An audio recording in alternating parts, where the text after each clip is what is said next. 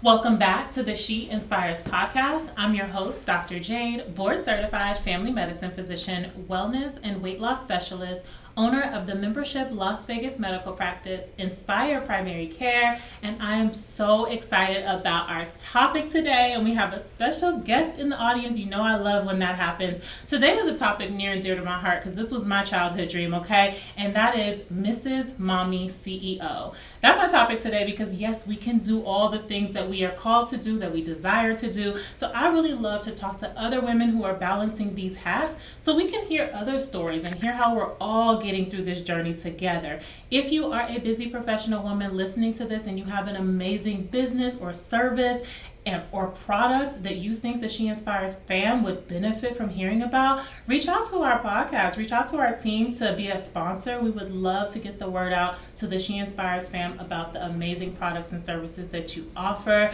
Our special guest today is Nicci WIllis. Welcome to the podcast. Hello, Dr. Jade. Thank you for having me. Oh, I love Nicci, y'all. And so this is about to be juicy. It's about to be filled with gems. She is incredible. And Mrs. Mommy CEO, I mean, that was just the perfect topic when I thought of you. I'm like, you do it all. You are my soul sister because I'm like, every time I see you, I'm like, oh, she's got a new situation happening. She's got a new product. She's got a new book. She's got... That's true. My mind is like that. Like, I love to create. I love to innovate. I love to, just be a leader in whatever I'm doing. Mm-hmm. And you inspire me. Aww. But I like to know, because I know it's not all easy like the camera looks. I like to know behind the scenes, like, sis, how are you doing this? And so, how is it looking behind the camera? So we're going to tap into that a little bit. But, I know you. I love you. But tell the She Inspires fam who you are and what you do. Well, hello. I'm Nicci WIllis. I am a wife, a mom, a CEO. I have a nonprofit organization, and I was the former Mrs. Henderson 2024. So yes. Now part of the beauty queen community. And I like to volunteer. I love to sing at my church. I do a lot of things. You do a lot of things, and I love it, and I relate to it. And so when we think about all these hats, I mean, you're truly, truly a woman who inspires me and inspires many. And so from wife to mom to running businesses to writing books, like, tell us about the journey. Oh, well, a lot of people don't know this, but I was a single mom. I became a single mom at 19. I did not know that. Yeah. So, and my daughter, she just turned 20. Mm-hmm. So, I've been a mom I know y'all are like, she lying. If you're watching on YouTube, you like, your daughter is 20 where? Yeah. So, I just turned 40. Yes. So, amazing. thank you, Lord. But yeah, I realized I've been a mom half my life now. Wow. And, but when I became a single mom, it wasn't necessarily what I had to prove to the world. It was what I wanted to prove to myself. Wow. A lot of people told me that you couldn't do this. You can't do that. Your life is over now. And for me, I took that on as a challenge to say, no, my life is not over. My life maybe changed a little bit, yes, but I'm a mom now and I've got things to do, and I'm going to do everything that I've always dreamed of doing. When I was little, I wanted to own my own businesses. Mm-hmm. When I was little, I can tell you, I started my first business, I was in second grade. Mm-hmm. And so becoming a single mom, it just sparked that drive even more. And that's how I started, honestly. I love that you rebuked that right away. Absolutely. Like, no, it's not over. And your story is so unique, but it's so interesting that no matter what the story is, people will find a way to try to put, a wet blanket on your dreams and on your challenges. For me, it was like, oh, you don't look like a doctor. You don't come from a family of doctors. Mm-hmm. Where are your parents going to get the money for med school? Yeah. Oh, you're pretty. Like, somebody actually told me, only ugly women are doctors. And I was like, okay, so y'all just coming out the woodwork with excuses now. But, and yours is a whole different one. You're a mom. So I'm like, man, no matter what it is, they're going to find a way to tell you what you can't be. Absolutely. I just think that is absolutely insane. Yeah. So now let's start with marriage. Okay. There are so many layers of you that I just am so inspired by, but what are some pearls you have with building a business and a brand with a spouse? I love that you and your husband work so intimately together. Some things you, I imagine, work by yourself on, but I see you all a lot together in business. Yeah. So tell us that journey. Oh, wow. So just for reference, my husband and I have been married almost 16 years. Wow. Coming up on 16 years, August 31st. And we've been together for 17 and a half. This is not the first time we chose to work together. Okay. But this has been the most successful time. And so I would say one of the things is learning each other. We have had to learn who we are individually. We're both believers, so who we are in Christ, and then understand how we operate together in marriage and as co-business owners. So it has definitely been a journey. We've learned every time. We had a not so successful business, or where we've learned from failure. But it has been an incredible journey, and to just respect each other. That's one of the biggest things, learning how to respect each other. I'm a bit of a spicier type of girl. Yeah. But and he's very really, really laid back. Sure. We are polar opposites. And I can talk all day. And for him, 3 words. Yes. That's about his max. Yes. And so learning how to understand how he operates best and then how I operate best has been definitely a journey. But as we grow and as we build our real estate businesses together, as we build our nonprofit together, it really has helped how we truly operate. So what would you say has been the main difference? And maybe it's the same as what you just said, but the main difference in that season where that business working together didn't go as smoothly or failed, as you said, and now the difference in how it works now. Is it the communication, or are there other things that are different from that season to this season? Yeah. One of the biggest things was what our focus was going to be on. Again, I'm a spicier chick. I like to, I'm very ambitious. I like to have different types of projects going on. And when our first real estate business failed back when we lived in Cincinnati, it was because I had a whole nother business that I was focused on. And so you had, him running on this side, me running on this side, and there was no agreement there. And we had to decide, okay, what's going to be our engine? Yes. What is going to be the engine that pays the bills, that drives everything? And then what are we going to invest our money in and use to grow? What's going to be the thing that we invest in that grows? And so once we realized that, we started working in harmony together instead of working against each other. And that was another thing. We had to realize that we are not fighting each other. We are working together, and then it's the rest of the world. Yeah. And when you are in business, of course, it's always that competition, especially the world and society will tell you it's so competitive. And if you're not careful, that can come up in your marriage. Yeah, absolutely. And when we decided, okay, we're going to work together, we're going to respect each other, we're going to communicate, that's when things started working out. And, it's just like a good marriage. It takes time. It does. It takes time. And it takes some trial and error. Carlos and I, we started our first business when I was in residency, our coaching and consulting business. Our books go through that, and our speaking services and things. And that one was smooth because it was more consulting, right? It's like you do your consulting, I do my consulting, you do your products, I do my products. This is our umbrella business. That was really easy. Yeah. But then when we opened Inspire Primary Care, our service-based business, we were like, okay. It was more friction in us figuring out, look, he would have to tell me, look, don't assign me something and then do it.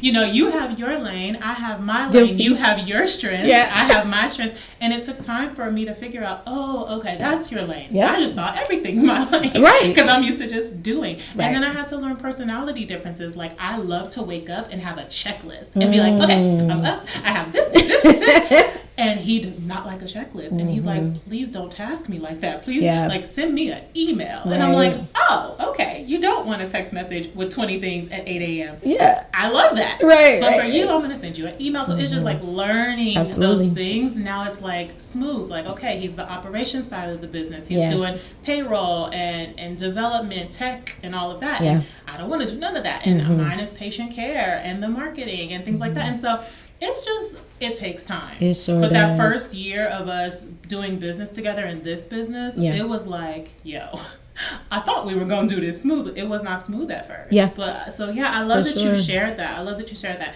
So what about motherhood?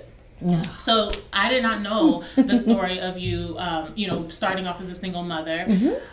When it comes to motherhood and business, because again, we talked about people giving you the ceiling that they think is the ceiling. And, people would tell me, like, don't have kids during residency. Don't have kids at this time.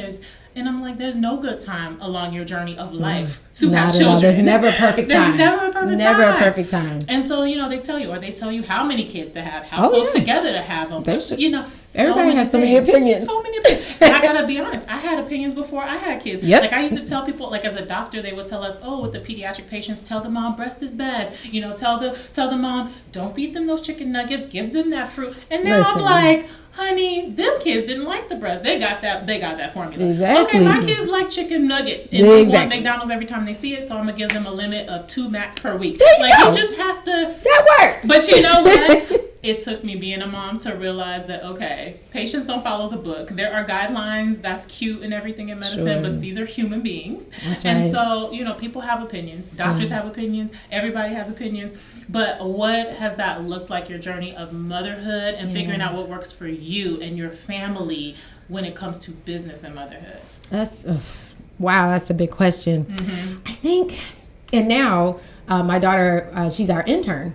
So amazing. Yeah, I love that. Okay. So my 5-year-old yesterday told me, Mommy, I'm going to take over the business and you can retire. I said, that's a great plan. Keep that plan up. Yes. So I love to see this. So she's an intern. Yes, so she's an intern. So and she is really doing well. I'm very proud of her. Amazing. Because who wants to fire their daughter? I will. So, and she knows it. So no, but she has grown up watching us, start these businesses, run these businesses. I didn't tell you before, but I had a event childcare company. Oh wow! For 10 years, and then I sold the contracts to that one. Wow! So amazing. That's what I said. This could be a long one, but I'm trying to keep it short.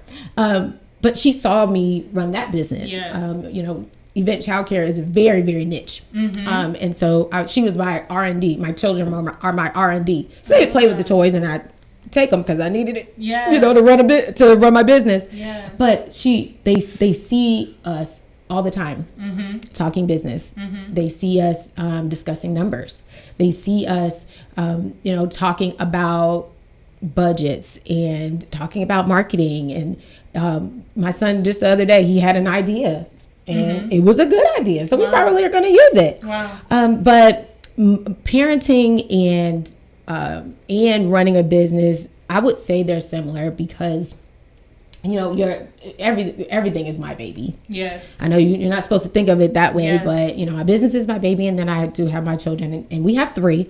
My stepson, he's now 21. My bonus baby, I should say. My daughter, 20. And then our baby boy, Jonathan, he's 13.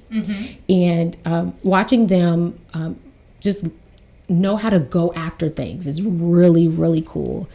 Because they've seen us take risks. And guess what? It's okay. Fail fast. Yes. That's awesome. Yes. It's really good. And then, same with you. People's opinions, y'all can keep it. Yeah. Because we're out here doing. I'm always fascinated by people running their mouths, having so much to say about people that are doing. Yes. Especially if they haven't done what you are aspiring to do. Yeah. I'm like, if you are at the spot I hope to be at, then give me some advice, right? Then I'll ask you for advice. And even then it may not be the advice that is for you to take. Like, so I like to think of myself in professional settings and personal settings as like a sponge, right? I love to be a sponge. I like to absorb myself, but then I'm going to pull that sponge out. I'm going to wring out what's not called to me and just keep in that sponge what is called to me. That's right. And so, for example, I had a dermatologist. I was her med student. I shadowed in her office and she was like, girl, pick something else. This is not it. And I was a pre-med student, and that was how she felt because she was burnt out. She was burnt out. She was in a season where she's like, don't go into medicine, right? Do something else. And I had to realize, no, God has called me to medicine. And although you're burnt out and this isn't what you like, well, maybe I don't end up in dermatology. Right. And now, I didn't know it at that time, I'm not in an insurance-based system at all. God called me to an insurance-free practice model so I won't get burnt out. So I can serve people with quality care. And so, I just say, absorb what's for you, wring out what's not for you, you, but, you know, don't necessarily let the projections. But even if they're at the level you hope to be at, their advice still may or may not be for you. Yep. So I love that. So we now, you know, we got to jump into CEO Nicci. Okay. You're like an onion. It's like, you got to peel back the layers. You just have so much that you have just done in your 40 years. Like, you have accomplished so much. And so let's chat business and growing. Real estate is your industry. Yes. So let's chat growing a real estate industry and a real estate business. But you also have the nonprofit organization, Black Henderson. You ran for, you know, Mrs. Nevada. You were Mrs. Henderson. Yeah. So many different aspects. Let's talk about how you have grown your businesses and what that looks like. Whew. So I realized that I get bored very easily. Okay. And I have that problem. Tell me more. Okay. Yes. Well, you know, I was, and shout out to my parents. I love my parents. They're awesome, but they were very, you know, you get a job, 30 years later, you retire, like, you don't change and everything. So I kind of always felt like the oddball. And then I have a twin brother. He is... I didn't know that. Yeah, I do. He just turned 42. I was joking that he was turning 40, so... but yes, I did turn 40 as well. But he's always been in audio visual. So audio engineering, everything. Me, I'm always just looking at different things, different industries, things like that. So real estate is actually, oh goodness, probably my third or fourth like career in this different industry. And I getting into real estate, it was simply because number one, my husband and I had a vision about what we wanted for our family. And two, just knowing that I wanted to do something different. It was a challenge for me getting into real estate. When we got married, I joined him on the transaction coordinator side. So I was his secretary. I was a hot secretary, by the way, just saying. But I was his secretary. But I knew I liked to help people. And I wanted to talk. I wanted to advise. And so when we moved here to Las Vegas from Cincinnati, that was when I said, okay, I'm going to go ahead and get my license. And I'm going to handle the sales side so that he could then go full-time into the investment side. Interesting. Yeah. So how did you know when it was time to switch industries? Because I'm also a person who's inspired by many things. And, you know, that's why I love entrepreneurship. But I also have to give myself laser focus where it's like, okay, Jade, yes, you could do this, but focus on growing this business and trying to just hear from God on what, although I could do all these things, what has he called me to do and called me to do in this season? So how do you balance that, being a person that is multi-talented, multifaceted, inspired by different things? Yeah. How do you balance and hear when it's time to switch careers and then when it's time to stay in that and grow that one thing before picking up another project? Yeah, I think you hit it right on the head. I mean, prayer. I have to stay prayed up because, you know, everything that's good isn't always great. Yes. And I've made that mistake before of moving too soon. Yeah. I had started a podcast around that same time and it did okay. Yeah. But, you know, we now have a podcast that's doing much, much better.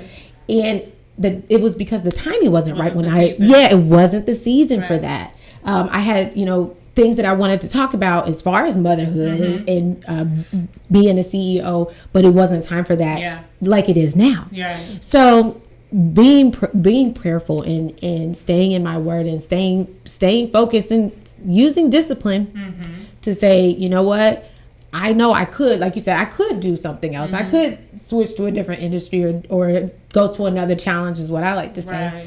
But we have a vision. And now is not the time. Yeah. And I can stick it out. I can, you know, and I can find different challenges within where I am. And my husband Carlos likes to say, is it a good idea or is it a God idea? That's it. And I just love that. And it's something that I think about often. Like every time I get inspired by a new idea, he's like, okay, is that a good idea or a God idea? And I tell myself that now, like, okay, that's a good idea. But you know what? Write it down. Yes. Because you just never know. I've started to write things down. When I get an idea, I'm like, let me just write it down because, you know, I don't know what God's going to do with it. Yeah. And that's okay. It's not for me to worry about it right now. I just write it down. And I can't tell you how many times when that right time comes up And I'm like, let me go back in my journal and see what it may not be a no, just not a right now. Just not yet. Yes, absolutely. And so I'm all about diversifying revenue and building generational wealth. And these are things I hear you talk about and clearly living out. Tell us about your philosophies on that, things you're doing to structure that in your life and in your businesses. Okay. Yes, definitely diversify. Right now, we are still heavily in real estate.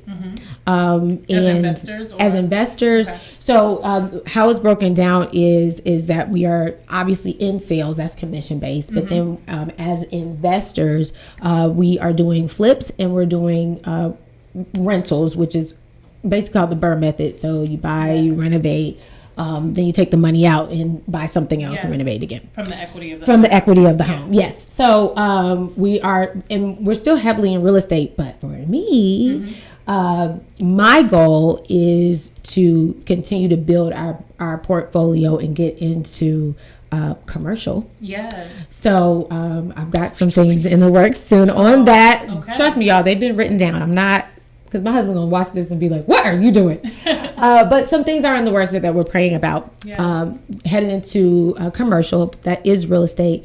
But I enjoy building and consulting and taking messes and fixing them. Yes. Solving problems. That's how we build wealth. Yes. Solve people's problems. Yes. So, I'm always looking to purchase businesses that might not underperforming businesses, so I can fix them. Yes. And grow their wealth and grow my portfolio. Would that be considered a venture capitalist or an angel investor? Probably angel investing. Yeah. Okay. Venture capital too. JVs I'm really interested in, where you can stay two separate entities, come in on one project, and then have a really strong exit strategy. Yes. So definitely looking at JVs as well. I think that's a really good lower risk type of business strategy that you can have. So definitely looking into y'all are writing all this stuff down because the gems are being dropped. Okay? Oh, thank you.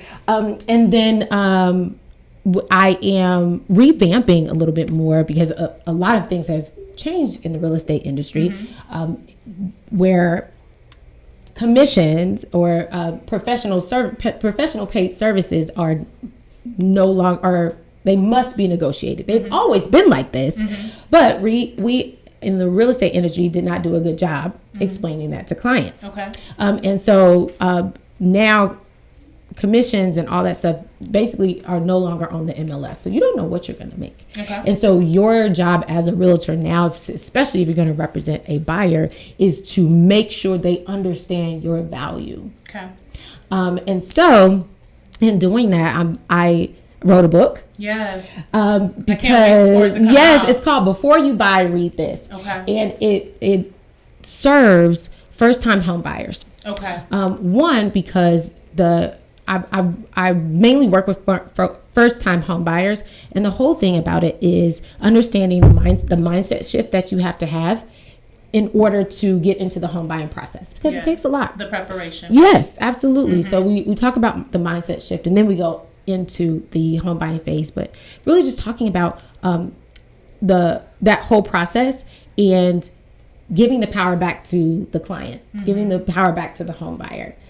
So I have that book out that's going to be coming out. I'm really excited. Just a couple more days, honestly. Oh, that's exciting. So I'm very excited about that. But I'm also I've got a webinar out. So a lot of funnels that are going to help the home buyer through that journey, so that by the time they come and they're ready to work with me, they know, like, and trust me. What type of funnels do you build? There may be some women listening that are hoping to build funnels for their business. What do you use that could be that they could look into? So right now I use MailChimp. Okay. And they have webinar funnels within MailChimp? They do. They have landing pages. ClickFunnels I've heard about and I'm looking into. So it might be something that you ladies want to look into as well. They have a paid and like a premium. Yes. So you have to look at that. But right now I'm using MailChimp, and I also have read a book. It's called Sell Like Crazy by Sabri Subi. Oh, I have to check that one out. I haven't heard of that one. Excellent book. I love She Sells. I can't remember who it's by, but that's one of my favorites. And Never Split the Difference is my favorite. Negotiation book. But tell me about this book. I haven't heard of this one. So it talks about well, number one, your ideal client, which shout out to Dr. Jade because you came to Black Henderson and killed that presentation. It was amazing. And you are my ideal client. And I am her ideal client. So I it had your worked picture out. on the slides. Like, Yeah. you see my ideal client? Yeah, I was like, that's me. That is so me. So it talks about your ideal client, but it also then talks about developing a high quality offer for that ideal client. What, and talk about the pain points. What's important to them? Yep. What are their priorities? How do they think? How do they talk? And something that I added that's not in the book. Who do they follow? Yeah. And so going through that and then giving them an offer that they can't refuse, so that you give them a transformation. Absolutely. Before you sell them on anything. Yeah. Because if it's about them, it will work out for you. And I think a lot of times, even when I'm trying to create content, I'm like, man, I geek out on all this stuff, but my ideal client don't care about that. So what does she care about? How can I infuse it with what she needs on the back end with the primary care? But what does she care about that will get her to the result and the transformation she wants, but bring her in on what she cares about? Yeah. And my ideal client, she cares about stability. She cares about building wealth for her family, for her children. She doesn't like all the noise. She wants to weed through all the noise. So developing and working through that, understanding again and again who my ideal client is and who I serve is always so important. And that's, you have to understand that in every business. So I got to touch on the generational wealth part, and you mentioned your children. How have you used your businesses in the different seasons, if you have, to help build wealth? You hear things like employ your kids, or give them a Roth IRA, or so you hear all these different strategies on the internet and the TikToks. But what has been your strategy when it comes to your children? Is it more so them seeing how you operate your business and when it's their time, hiring them as an intern, or have you done other things along the journey with that? So I started my older kids when they were teenagers. I started them off in stocks. Okay. So, reading stock portfolios, reading EFTs, understanding, what dividends are. Okay. And I started putting just a little bit every week for them. And now, once they got a job, I stopped paying for it. And then we developed a budget, and they started every time they got paid. Going part into of it would go to their it was a minor account, and my son just turned 21, so his is now his. Yeah. And then my daughter should be 21, and that'll release onto her. But my youngest, my baby boy, that boy gets it. Yes. So he studies stocks. He studies EFTs. He's got a nice little nest egg. He's only 13. Amazing. And, he said, I want to be an investor when I grow up. All right, then you need to study numbers. Yes. You need to watch. So what do you encourage him to watch? I actually encourage him to watch the things that he consumes. Okay. So he loves WWE, so they actually have a stock, so he follows that. I love Nike, that. Amazon, Google, PlayStation, whatever. Like, so all the things that he consumes, he owns. I love it. Same for my daughter. Okay. She likes Louis Vuitton. She wants Louis Vuitton. Well, you own stock now. Yes. Then later on, you can have a Louis Vuitton, whatever, because you can buy that. Yes, with those dividends. With those dividends, right? I love it. But right now, they reinvest, and the dividends reinvest every time they come out, and they're starting to see that this thing over time is compounding. I love it. So it's really cool. And then of course, I take them with me. My husband loves to take them on a closing, we're buying a new house, a new property to invest in. So they get to see it real time. These are the things you don't get in the school books. It's Absolutely not. You just don't get this. So I love that you incorporate that in that way for your children. Thank you for sharing that. So how are you balancing business and wellness lately in this season? I have Dr. Jade. Ah, yes. That's how I balance. I love that. I try to work out about 3 days a week. Okay. I do body pump, which I love, and I really have been very, very getting better. I won't say very disciplined, but getting better at reading my word in the morning instead of going straight to my phone. So just waking up, quality time with the Lord, waking up with gratitude. I'm not a huge meditator, because my brain will never shut up. Yes. But I just like to just try to sit quiet and read through my word in the morning. And I've done that. We started doing our date night challenge, which is really cool. Yes, I and love that has really, really helped because we're very busy. Being married and working together, it's like you could be two ships passing in the night and just realize, wow, we haven't gone out in 2 weeks. So the date night challenge is awesome. And so yeah, that's basically how I've been balancing. I do still struggle with turning it off at a certain time. Yes. I do. And I think accepting that personality trait, right? I've had to accept that about myself, but incorporate wellness tools that just try to help me be balanced. So it sounds like being an Inspire primary care member in combination with having a great wellness plan and a healthy support system has really helped you along your journey. I love that. I could talk to you all day, but all good things come to an end. Thank you so much for being a part of the podcast today. I hope y'all love this episode as much as I have. Join us on our social media fam at Dr. Jade NZ. But hold up. Where can they find you on socials? Oh, okay. So you can find me. I'm mostly on Instagram. I'm on Facebook too, but you can find me at Nicci WIllis, and that's NICCI WILLIS. You can also follow our team at the WIllis Team LV, and that's everything. The WIllisTeamLV.com, the WIllis Team LV, where we help people buy and sell houses here in Las Vegas and now around the nation.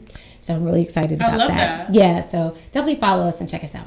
All right, what about your book? Where can they get the book? Oh, you can go to, before you buy, readthis.com. I love it. And so your personal Instagram, the main Instagram, just to throw that out one more time, is what? My personal Instagram is Nicci WIllis, and that's NICCI WILLIS. Y'all, you got to join her social media fam. It's amazing. She is fabulous. And, of course, join us at Dr. Jade MZ on Instagram. Join us on YouTube. Subscribe. Share the podcast with other busy professional women in your life that are balancing business and wellness. Let us know how the podcast is doing. Drop a review below. Connect with me. Let me know what you enjoyed most about this episode. I look forward to hearing from you, and I look forward to seeing you on the next episode of the WeNSPIRE podcast.